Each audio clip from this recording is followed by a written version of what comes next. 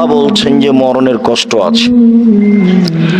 আয়েশা রাদিয়াল্লাহু তাআলা আনহা বলেন, মাতান নবী সাল্লাল্লাহু আলাইহি সাল্লাম বাইনা হাকেনাতি ওয়া দাকেনাতি, আল্লাহর নবী আমার চিবুক আর উরু রানের মাঝে মারা গেছেন, আমার থুতনির নিচে এবং আমার উরু রানের উপরে, অর্থাৎ তিনি আমার কোলে মারা গেছেন। ওয়াকুল, তখন তিনি বলছিলেন, আল্লাহুম্মা গফিরলি, হে আল্লাহ তুমি আমাকে ক্ষমা করো, ওয়ারহামনি, তুমি আমার প্রতি দয়া করো, ওয়ালহিকনি বিররফিকিল আলা, আর উঁচু সম্মানীদের অন্তর্ভুক্ত আমাকে করো। ওয়াইনা লিল মাউতি লাসাকরাত, অবশ্যই মরণের বড় কষ্ট রয়েছে।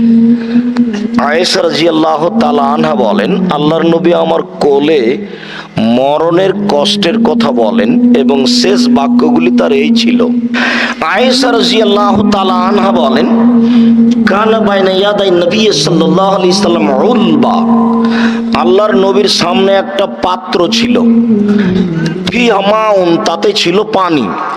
ফাদ খালা ইয়াদাহু, আল্লাহর নবী মরণের সময় হাতটা তার ওই পানির ভিতরে, পাত্রের ভিতরে ঢোকাচ্ছিলেন।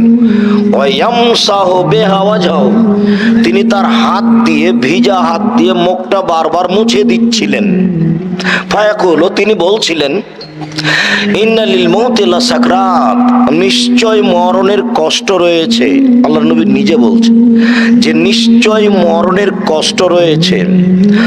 সুম্মা রাফা ইয়াদাহু, তারপর তিনি তার হাতটাকে উঁচু করলেন, তার হাতটাকে উঁচু করে বলছেন, আল্লাহুম্মা গফিরলি, আল্লাহ তুমি আমাকে ক্ষমা করো, ওয়ারহামনি, তুমি আমার প্রতি দয়া করো, ওয়ালহিকনি বিররফিকিল আলা, তুমি আমাকে উঁচু সম্মানীদের অন্তর্ভুক্ত করো। সুম্মা কুবিজা, তারপর আত্মা বের করে নেওয়া হলো। ফামালাত ইয়াদুহু, হাতটা ধীরে নিচে পড়ে গেল।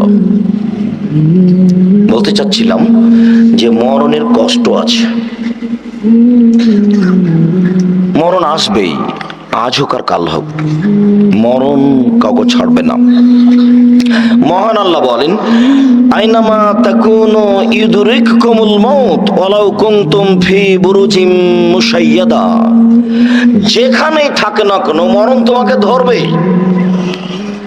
দুর্ভেদ্য সুদৃঢ় দুর্গে, যেখানে মানুষ যেতে পারে না, সেখানে যদি তুমি